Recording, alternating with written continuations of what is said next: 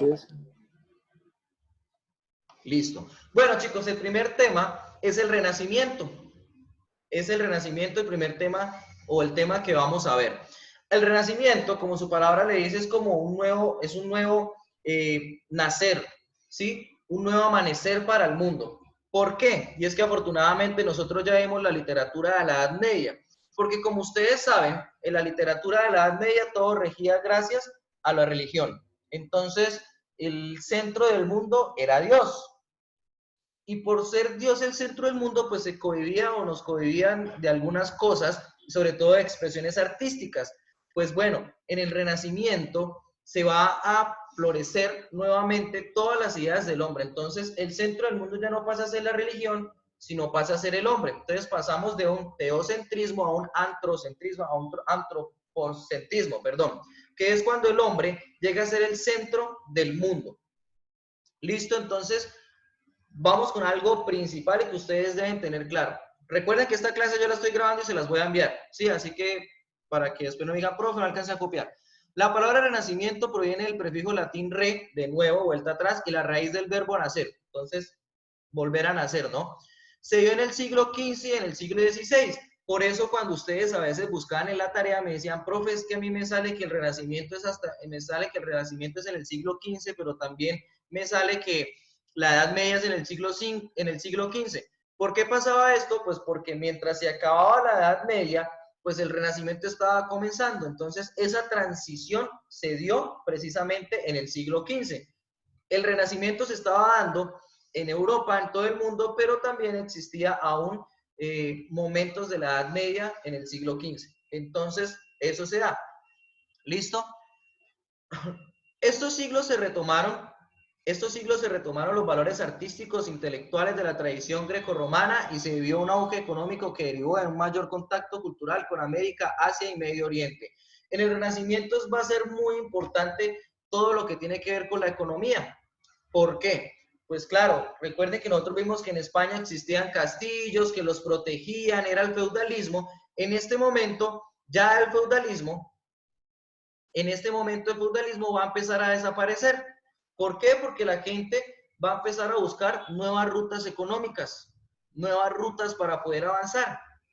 En ese avance es cuando empezamos a tener nuevas lenguas y demás y cambia toda la economía.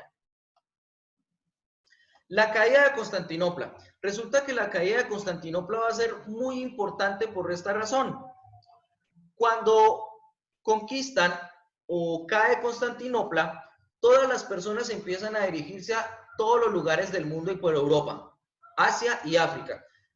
Cuando empiezan a dirigirse, pues, ¿qué empiezan a hacer? Pues a nacer nuevas culturas. Pues llega gente de otro lugar a enseñarme su cultura y yo también adopto culturas de otro lugar. Entonces ya no empezamos a saber que todo es por parte de la religión y ya empezamos a conocer o a saber que el hombre tiene un papel importante dentro del mundo. Y por eso es tan importante. Y lo que ya les comentaba, las nuevas rutas. ¿Listo? Las nuevas rutas económicas pues iban a tomar un buen factor por eso, porque al viajar por todo el mundo, pues empezaron a descubrir, pues ustedes ya lo saben, descubren América, descubren nuevas rutas, descubren nuevas culturas y empieza a generarse también el lenguaje como tal. Entonces, por eso es importante empezar viendo que el Renacimiento precisamente es un nuevo amanecer. El mundo vuelve de alguna manera a surgir. Pero ¿por qué se le pone el re? El prefijo re, porque significa de nuevo, ¿no? ¿De nuevo a qué? De nuevo a la literatura griega, de nuevo a los griegos, de nuevo a los romanos, de nuevo a la filosofía, de nuevo a la ciencia. Entonces, por eso se le llama renacimiento. No es que nace la época de no es que llega la Edad Media y llega otra época y llega a innovar. No, ellos dicen, más que innovar, retomemos lo que estaban haciendo los griegos y los romanos. ¿Qué era lo que están haciendo los griegos y los romanos? Pues pensar el hombre, pensar en el mundo, filosofar de alguna manera. Aristóteles, Platón, todo ello lo vuelven a retomar, pero le dan una vida, un nuevo crecer debido precisamente a que ya habían pasado muchos siglos, entonces tenían otras ideas. ¿Sí? ¿Qué ganamos con el Renacimiento y con todas las rutas? Pues las especias y colores que ustedes utilizan o que ustedes comen, que gracias ingerimos en nuestros alimentos, pues vienen de todas esas rutas. Todas esas rutas nos trajeron estas especias precisamente desde el oriente, ¿no? Y parte de acá de América, ¿no? De América, cuando llegaron a conquistarnos a nosotros, se llevaron cosas que nosotros de alguna manera, que ellos en España no utilizaban, algunas especies, tomillo y demás. Finanzas, pues empezaron los comerciantes, ya la pirámide económica, donde quiero que lo recuerden, donde el rey era el que daba el tributo, perdón, el feudo era el que daba el tributo y demás, eso se acaba y pues de alguna manera empieza un sistema matemático diferente, la banca, se empieza a conocer la banca, o sea, yo ya puedo guardar mi dinero, ya me pueden dar mi dinero y todo eso nace. Esto sobre todo en Italia y Holanda. El Renacimiento se da más fuerte en Italia, por eso es que mientras que en España aún continuaba la Edad Media, Italia estaba en el Renacimiento. Al estar en Italia en el Renacimiento se da esa transición entre la Edad Media y el Renacimiento. Esta es una mezquita y esta mezquita lo que nos va a dar a entender, esta mezquita lo que nos puede dar a entender, y quiero que lo lea, las reformas protestantes, el Islam y la reacción católica se disputaron la hegemonía religiosa al interior de Europa. El descubrimiento de nuevos territorios impulsó el intento de llevar las doctrinas religiosas a África, América y el lejano Oriente. Pues bueno, Dios era el centro de todo, pero pues nosotros nos regíamos por España. Ahora entran el Islam, los protestantes, los católicos también a pelearse todo ello, ¿no? Ya no es solamente el cristiano, no, acá estamos todos y vamos a ver quién toma posición durante el mundo. Entonces empiezan a hacer las grandes construcciones en el mundo, mezquitas, iglesias. Por eso es que las iglesias en el mundo a veces son tan grandes, y las antiguas sobre todo. Era porque ellos querían tomar posición y entre más grande y mejor construidas, pues notaban poder. El tabaco fue uno de los productos que se llevaron de acá de América. Ellos no tenían el tabaco, entonces va a ser bien importante esto del tabaco en el caso de América. ¿Listo?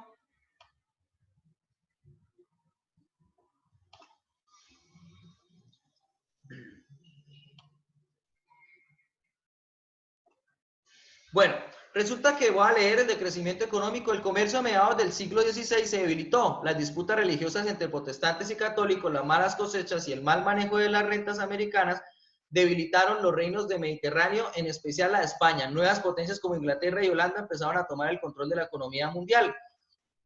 Sencillo. Acá lo que nos está diciendo es, España tenía todo controlado, ya se le empezó a acabar. ¿Cómo se debilitó España? Pues empezó de alguna manera a perdernos a nosotros, a los americanos. Entonces, mientras que ellos estaban peleando con nosotros por de alguna manera invadirnos América Latina y formarnos, pues estaban las otras potencias tomando auge, estaban creando armamento y estaban haciendo lo demás. Entonces, llegamos aquí a la complejidad dionisiaca de la música barroca, encontró en la fuga y el canon su máxima expresión, y Bach y Handel sus principales exponentes. ¿Cómo así la complejidad dionisiaca? Bueno, les presento a Dionisio. Dionisio era el dios del vino, de la locura, era un dios griego. Entonces volvieron a retomar también a Dionisio de alguna manera. ¿Qué pasaba con retomar a Dionisio? Pues era retomar a los dioses, volver a estudiarlos, volver a investigarlos, volver a leer de alguna manera los clásicos griegos. Y eso se volvió para ellos lo más importante en ese momento dentro de la literatura. Y la música, nace otro tipo de música. Entonces, no sé si ustedes recuerdan que yo les había puesto a ustedes música precisamente de los cantares de gesta y demás, y era música como celestial, que alababa a Dios. Acá ya llega la música clásica y llega Bach, ¿sí? ¿Sí escuchan bien? Listo. Alejandra, que está escribiendo bastante, ¿no? Está chateando mucho. Bueno, eso que les pongo de fondo, que es Bach, pues va a tener bastante importancia en la literatura. O sea, la canción y la música, esa escritura de la música ya toma otro sentido que no es Dios, ya es el ser humano. Por eso es que muchas veces cuando ustedes escuchan o les dicen que escuchen a Bach o les dicen que escuchen a Beethoven o a Mozart y demás, es porque ellos escribían según la situación que estaba ocurriéndole al hombre o que estaba pasando por la mente del hombre, o que estaba pasando por la mente del hombre.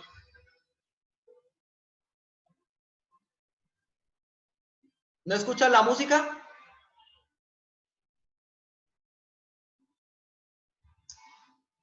Esperen a ver si puedo arreglar que escuchen la música.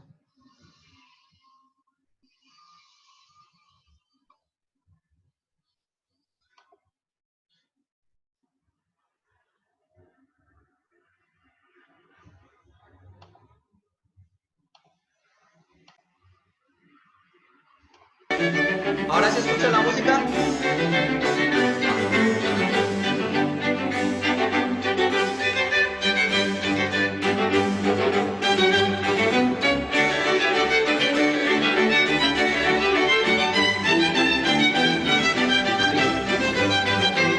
Bueno, esto es más. Les venía diciendo que va a ser importante porque empieza a crear sonatas para lo que está sucediendo, para el hombre, no para Dios, para el hombre, para que el hombre las disfrute, las deleite. Cada partitura de él, y en cada partitura de la que escribía Mozart, Bach, Beethoven, en fin, en cada partitura había una historia, no solo la historia política, sino la historia social y también los sentimientos del ser humano. Entonces, por eso es que ustedes les dicen, escuchen a Mozart si se encuentran de pronto.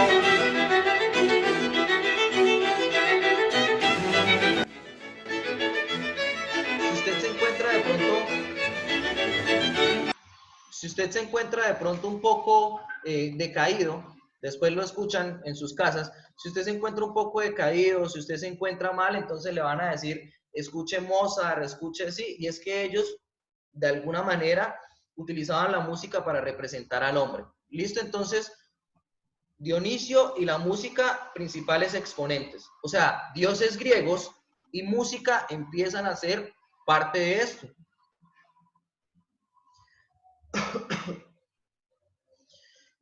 Arte, política y religión. Nobles y religiosos fueron los principales mecenas de los artistas durante el Renacimiento y el Barroco. Este último movimiento fue promovido por la Iglesia Católica para representar la vida de los santos, evangelizar al pueblo y combatir al protestantismo.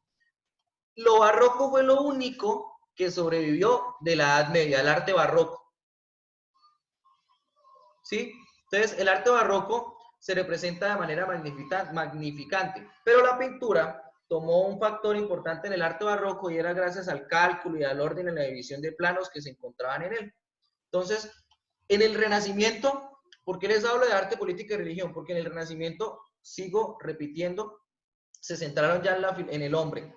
Entonces, la filosofía, el arte y demás va a ser muy importante en el Renacimiento. Los cuadros del Renacimiento van a ser totalmente diferentes.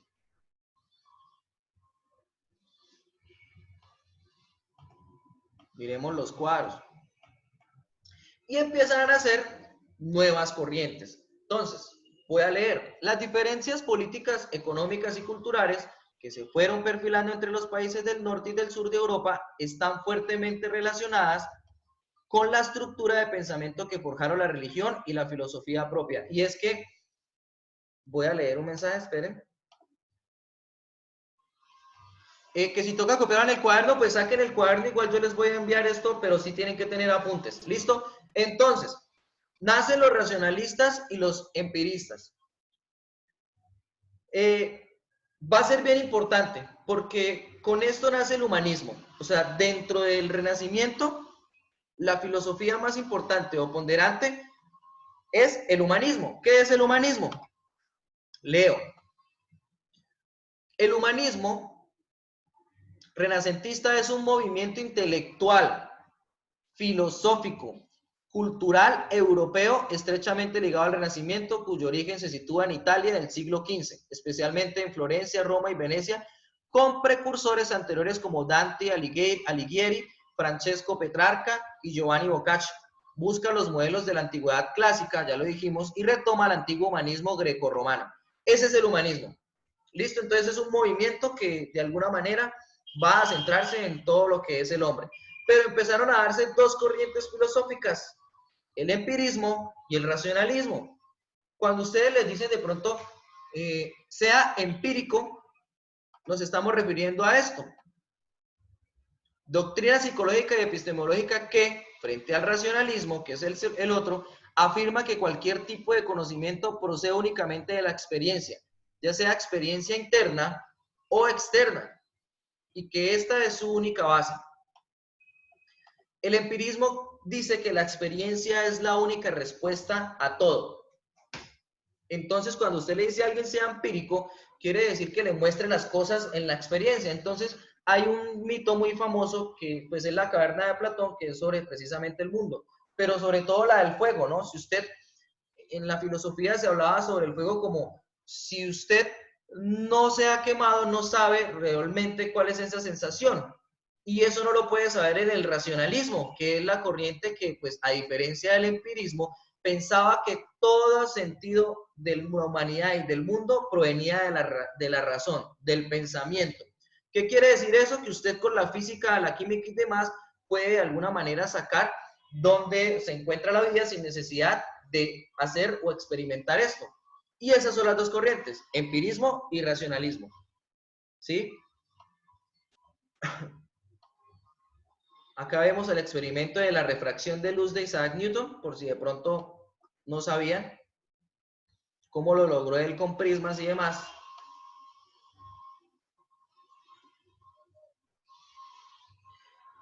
Galileo Galilei también. Más adelante las exposiciones que ustedes van a hacer van a hablar de ellos y por eso no los voy a mencionar de a mucho. Bueno, y venimos a esto. Lo mismo que hemos hablado, después de siglos de misticismo y oscurantismo, o sea, la Edad Media, la sociedad europea occidental redescubrió el gran legado de la antigüedad clásica y formuló, gracias al arte y a la ciencia, una nueva concepción del mundo con el ser humano como centro. Importante saber, y lo repiten mucho en el Renacimiento, el ser humano es el centro, el ser humano es el centro, el ser humano es el centro, y no hay que olvidarnos de eso, ¿sí? Por eso las pinturas, o esta pintura que nos muestran acá, ya no van a mostrar de pronto como las otras pinturas una divinidad, sino ya precisamente hay un paisaje detrás, la naturaleza, y el ser humano es el que nos importa ahora. Detrás de esa naturaleza, el ser humano es el que está presente y nos va a importar.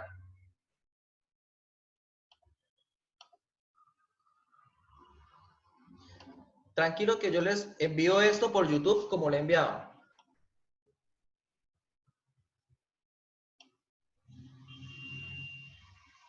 Bueno, vamos a retomar entonces lo clásico, ¿sí? Y vamos a empezar a ver unas características del Renacimiento.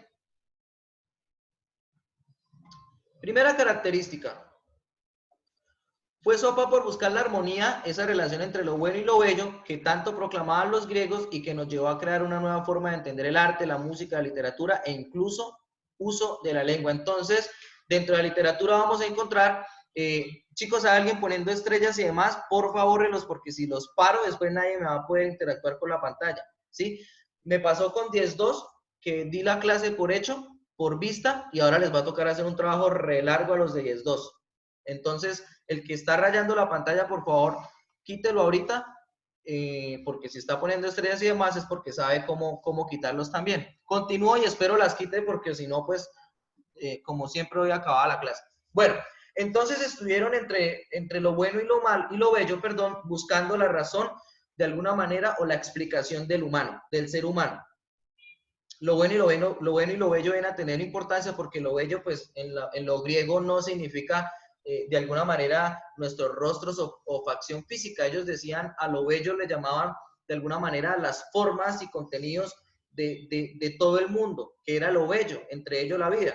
Y lo bueno, pues sí era la relación entre de alguna manera, si existía un más allá o más acá, y en lo griego, pues lo veíamos con el infierno, Dante y demás, ¿no? El Olimpo, y en fin, entonces eso era la relación entre lo bueno y lo malo. Y en el Renacimiento lo van a volver a tomar.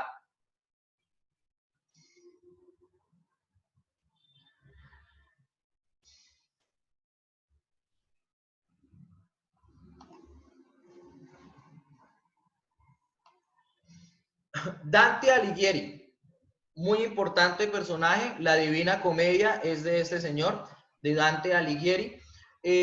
Solo lo voy a mencionar porque dentro de las exposiciones que van a hacer, alguien me va a tener que exponer a Dante Alighieri. Entonces, sí es, lo bueno, sí es bueno saberlo porque Dante Alighieri nos va a mencionar o nos va a hablar en su obra al menos de precisamente esa búsqueda de la belleza y lo bueno y lo malo, porque desciende al infierno y por eso esta imagen está acá, el cielo y el infierno, y Dante, en la Divina Comedia, Dante nos va a mostrar todo lo que hay entre lo bueno y lo bello en el amor, en el cielo y el infierno. La persona que nos va a exponer eso, a esa persona le vamos a tener que poner bastante atención precisamente, entonces voy a pasar esto. Otros protagonistas que nos van a hablar, Boccaccio, que en algún momento, en el último video antes de salir de vacaciones, que era literatura de la pandemia, les hablaba de Boccaccio, precisamente porque su obra tenía que ver mucho con la pandemia, con la peste, perdón, en ese momento, Boccaccio, Ludovico Ariosto y Francesco Petrarca, que también hoy día los literatos en el mundo aún leen a Petrarca y se basan en él, ¿sí? Entre esos, pues, Gabriel García Márquez en Latinoamérica, Mario Vargas Llosa, que aún vive, en fin.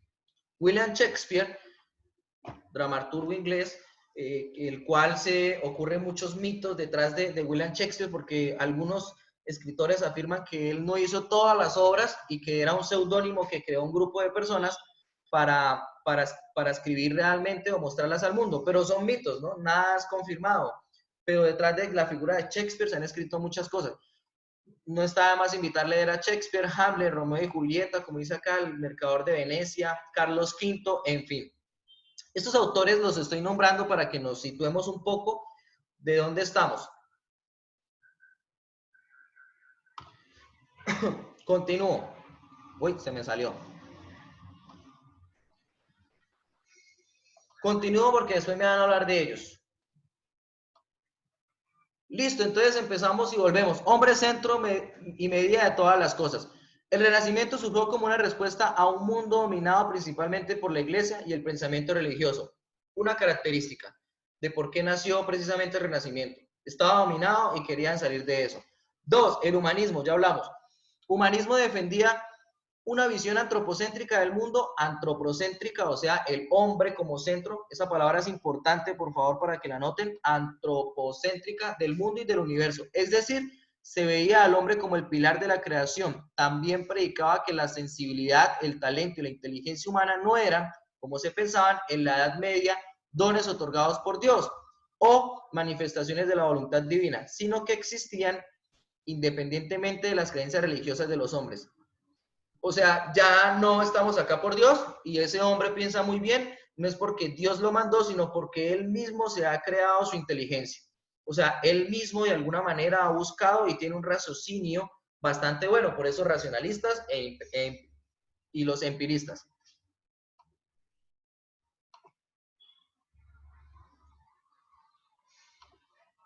Continúo.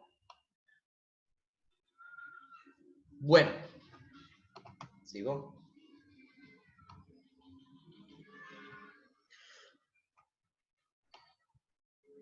En esta parte de la derecha, dice, los escritores del Renacimiento retoman los temas, formas y recursos de los poetas clásicos griegos y en su afán por democratizar el conocimiento, encuentran en la lengua vulgar una herramienta para transmitir sus ideas a un público más amplio. Eso quiere decir que intentan buscar la lengua que es el latín, que es el que todo el mundo de alguna manera sabe, retoman el latín para poder escribir nuevamente y darla a mostrar al mundo. ¿Listo? Una de las características más comunes de la literatura del Renacimiento es la alusión a las musas. En la Divina Comedia se ve mucho cómo de alguna manera se nombran las musas. Para los poetas del Renacimiento, el amor no era un sentimiento inflado por la pasión carnal, sino una experiencia trascendente espiritual. O sea, ese amor es el que me va a llevar a lo más infinito en el mundo. Yo la amo a ella y ella de alguna manera me va a hacer sentir o hacer lo que ninguna otra mujer u hombre en el mundo va a hacerme llevar. Es algo que trasciende de alguna manera hacia el amor. Y pues se manejan entre lo humano y lo divino. Otra de las características de la literatura y en general del arte renacentista es que exploraba la relación del ser humano con lo divino. A raíz de esto, muchas de las obras producidas en esta época involucraban algún viaje de tipo de algún viaje espiritual o un momento de iluminación divina.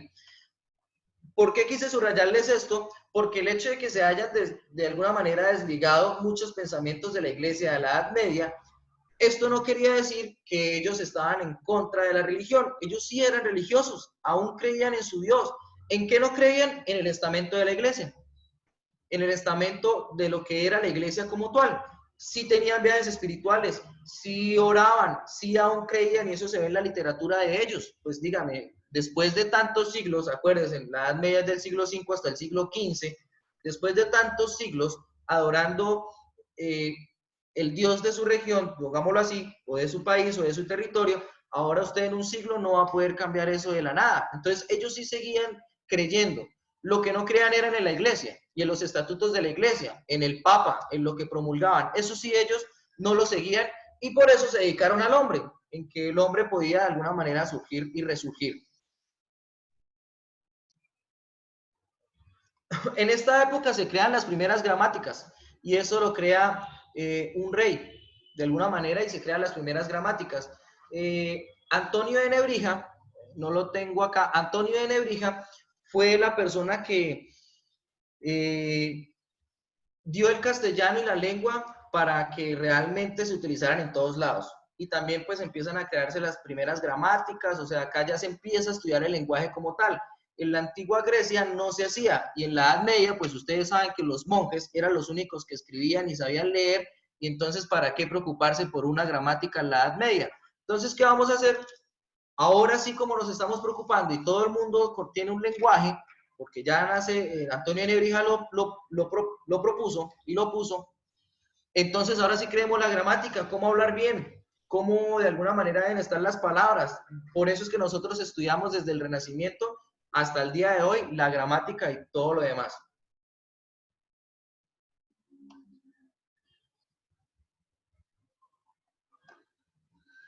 Durante el Renacimiento las artes, las ciencias y la filosofía estaban íntimamente ligadas entre sí.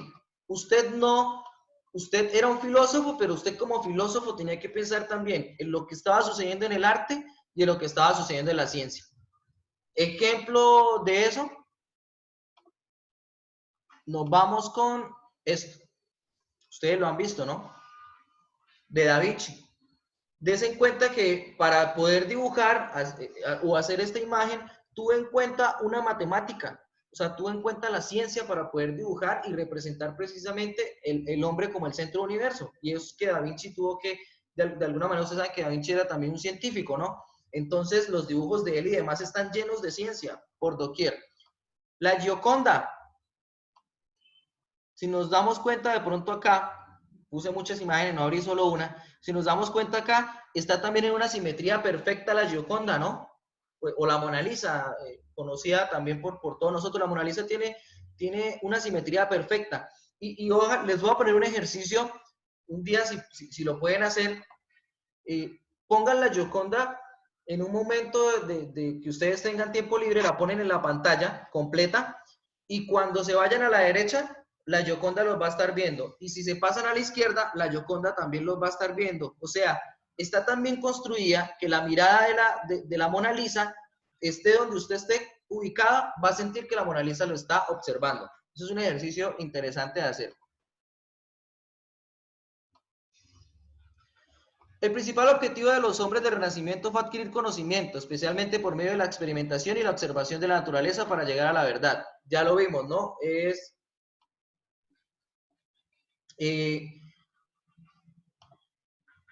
Buscan el empirismo y el racionalismo. De ahí, ¿no? Sin desligarse de la religión. Muchos eran poetas, legisladores, arquitectos, ingenieros, pintores, escultores, abogados e incluso ocupaban cargos políticos de manera simultánea. O sea, eran personas conocedoras, ¿sí? No eran monjes, no era el cura, no era el padre, eran personas conocedoras. ¿Listo, Alejandra?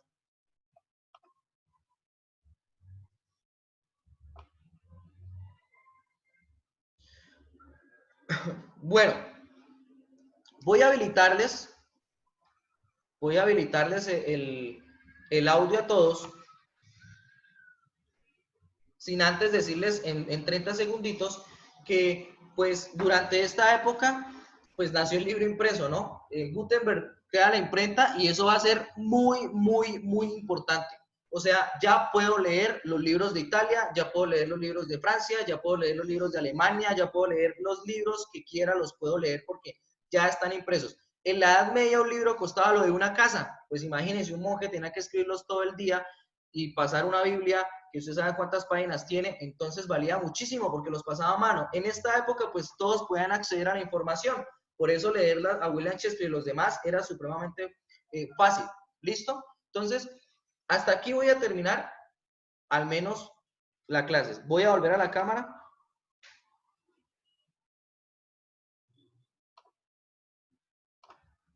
Listo, voy a volver a la cámara y les voy a activar a todos otra vez el micrófono.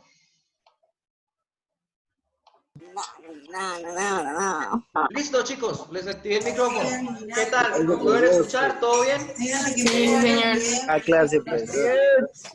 Profes, chicos, Sí, espero señor. tomen apuntes. Yo les voy a enviar esto por YouTube, como he enviado los videos para que los tengan, o por un blog, no importa. Les voy a enviar esto para que ustedes lo tengan. De pronto nos va a cortar la clase, pero no me voy sin decirles esto. Tienen que tomar apuntes, tienen que tener el cuaderno. Si les pongo un trabajo en el video, pues lo hacen normal. Y si tienen preguntas, a veces la plataforma de nosotros está fallando, muchachos, y nos es difícil entrar porque está bloqueándose. Entonces, estas clases por Zoom y demás. Así que por eso lo de Valentina, para que puedan de pronto, si tienen una duda, escribirle a ella. ¿Entendido todo? Sí, señor. Señor.